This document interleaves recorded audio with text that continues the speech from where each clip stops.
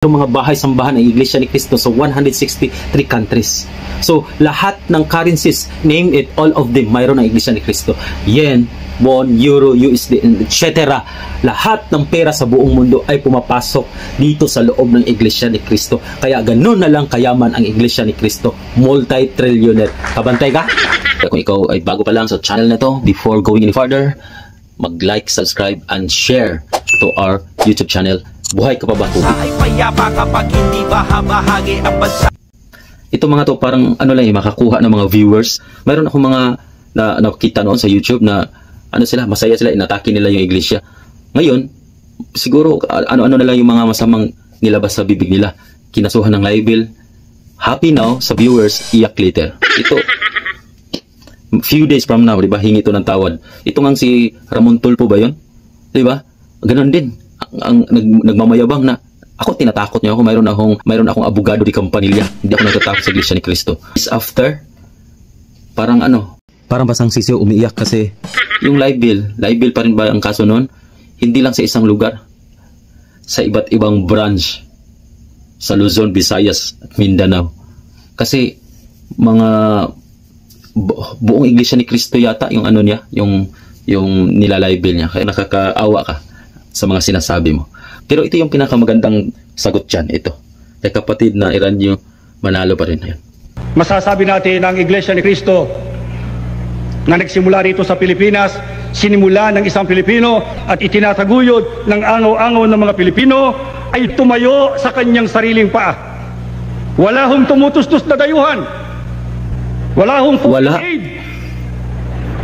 No foreign aid. Sabi mo, China. No foreign aid. We continue this video. Gusto ko lang ipapakita sa inyo kung paano bubuhayin ang patay in just 90 seconds. Paano bubuhayin ang patay sa pamamagitan nitong Kiyon Resurrection Fern from Korea. Alright, one of the ingredients dito sa Saturnina, bubuhayin ang patay. Andito, Kiyon Resurrection Fern. Mamaya, tingnan natin, panurin natin kung paano bubuhayin ang patay sa pamamagitan ng pagkulo ng tubig, at ito ay ilunod natin. Here we go, nakapagkulo natin ng tubig. So, kukunin natin itong Resurrection Fern or Kiyon Bak from Korea. Ilalagay natin, at ito talagang tuyo yan, Kapag magiging pulbo siya, ayan, diba? Kita nyo? Pagkayan siya, pag ilagay natin dito sa makukulong tubig, ayan. So, ibabad natin, mga few seconds or minutes, ayan, unti-unti siyang nabubuhay. Kiyon Bak from Korea is anti-gastric cancer, antibacterial, antifungal, anti-inflammatory, antioxidants na one of our ingredients dito sa ating Saturnina, bubuhayin ang patay liniment. Malamig-lamig na mainit sa katawan, at talagang nabubuhay din yung kiyon na nasa loob nito. Skin diseases, ringworm, insect bites, antifungal, buni, antioxidant, arthritis, mga manhid ng kamay, paa, ayan, muscle pain, at saka yung mga ulani, mga bukol-bukol sa Pilipinas. Ayan, Wow. So guys, ayan, buhay na buhay, green na green. Ako kakuan. Wala ito siya, marami. Hubad pa man ko. Ni hamis, Karon kagabi. Alam mo, kung pamati, pagagabiin, atake ni. Kani, mura ni milupo. Punta kay ni. Kani, hubad din sa kani. Lagyan mo ng ilagyan mo pang nako taw. Adiri, alamiyas kung pamati. Pagkauma, nalaya. Ikaw, marami din sabi, nalaya. Ang katol, tindi, kumusta? Wala. Sana. Di na siya murot. Di na siya katol. Yan ako. Kahuman haplas. Din ko din. Tangin ko niya, Wala katol no. Wala. Nigaan akong pamati. Tungod, ani? Kada gabi, maglagay ako dito. Matulog. Okay na ako sa kuya kay ani. Wala na kanidayo na ito. Mga sakit palitan mo, te? Wala na ko itong kalmusiptin o skin fighter. Bawal sa amin yan. Bawal sa amin tumanggap. Kami nga mismo, membro ng Iglesia ni Cristo, mag-donate kami ng lupa. Bawal nga, bilihin pa nga sa amin para walang masabi. Hindi mo alam kasi gaano kalalim ang pananampalataya ng Iglesia ni Cristo. The purity, crystal clear na doktrina ng Iglesia ni Cristo. Kaya kung ako sa inyo, mapapadoktrina na kayo para iwas, iwas kulong.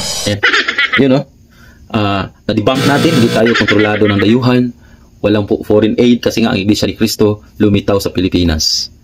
Ayan, ito ay katuparan sa hula ng Biblia, pati petsa, pati lugar dito sa Pilipinas. Ang pangatlong pulutong na Iglesia ni Cristo na itinayo niya, nung una, of course, mga Hudyo, pangalawa, Hintil, at pangatlo itong sa atin sa Pilipinas. Ito na, patuloy nating pakinggan itong mga dalawang kamuti na to. Ilabot si Kon, wami mo coordinate sa opisina ni Vice President Sara Duterte about ani ha? Bilis. Ay, sabi nila, baka daw kay Vice President siya ang nag-finance sa sa mobilization. Tanong mga kabuhay, Kung binabayaran ni VP Sara ang Iglesia ni Cristo, anong currency ang gagamitin niya? Samantalang ang Iglesia ni Cristo ay nakarating na sa 163 countries. Meaning, mayroong mga lokalis, mayroong mga bahay-sambahan ang Iglesia ni Cristo sa 163 countries.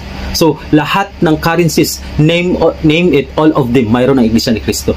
Yen, won, euro, USD, etc.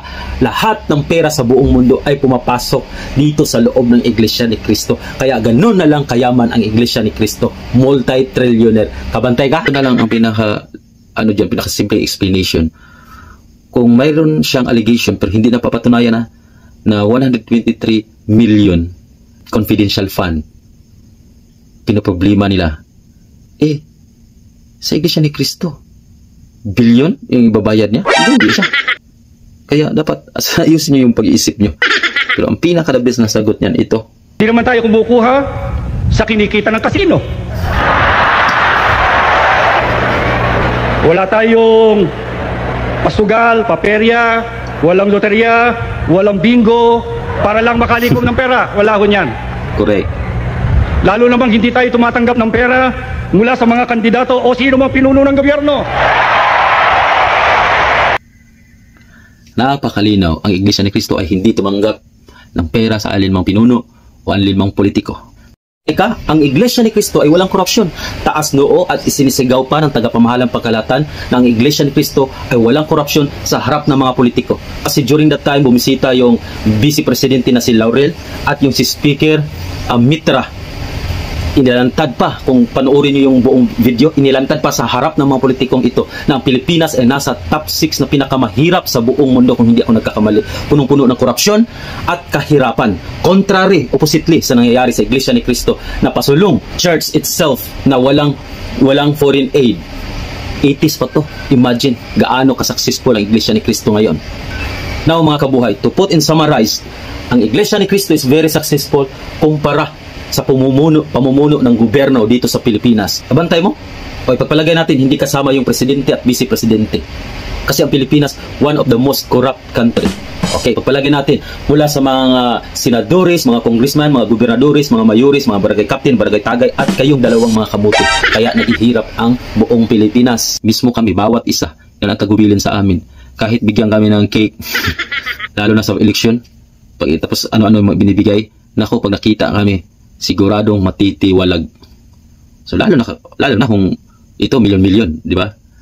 Kung pag-usapan milyon-milyon, nako, baka hindi ka na makabalik sa Iglesia ni Cristo. So malinaw, hindi tayo tumatanggap, hindi kami tumatanggap sa anumang. Kaya kung ito, sasabihin mo na tumatanggap ang Iglesia ni Cristo, sasabihin kayo ng tagapamahal pakalatan namin yan sa madla. Tapos sasabihin niya, kasi ito is anniversary, pumunta doon, bumisita yung Vice President na si Laurel at Speaker Benicia. Ipagsisigawan niya, hindi kami tumanggap ng pera sa anumang politiko, anumang mga pinuno sa gobyerno. Andun yung mga politician na yun. Diba? Bigay kayo ng mga resibo. Diba? Taas noo, sinasabi namin tapamahal pang kalahatan. Kung mayroon man ng mga bayaran, siguro yung mga individual, tiwalag na yun. Hindi yan sa kabuuan ng iglesia. Baka naglukuhan lang kayo. Parang lang kayo, yung parang gilad-ilad ng mga itong membro. Nag-inilaray mo.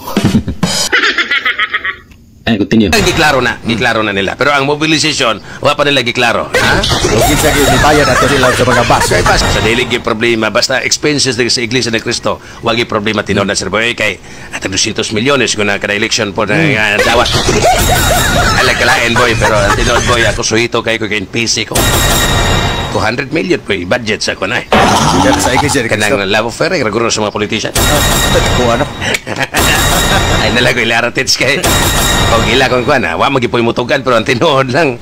Pero isang normal man agad mo hatag magipugan. Itong mga dalawang tukmol na to, sa tingin niyo makikita kaya ito na kahit 1 milyon lang.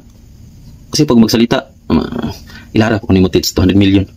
Nakita kayo ito kahit ano lang, baka mahimatay ito kahit 100,000 lang. Hindi pa ito nakahawak ng mga pamumukha na to. Diba? So 200 million daw nakatanggap. Yun ang pinaka the best na sinasabi nyo kasi yung legal action doon. Diba? Itatanong natin yun. Kasi nagbanggit talaga sila.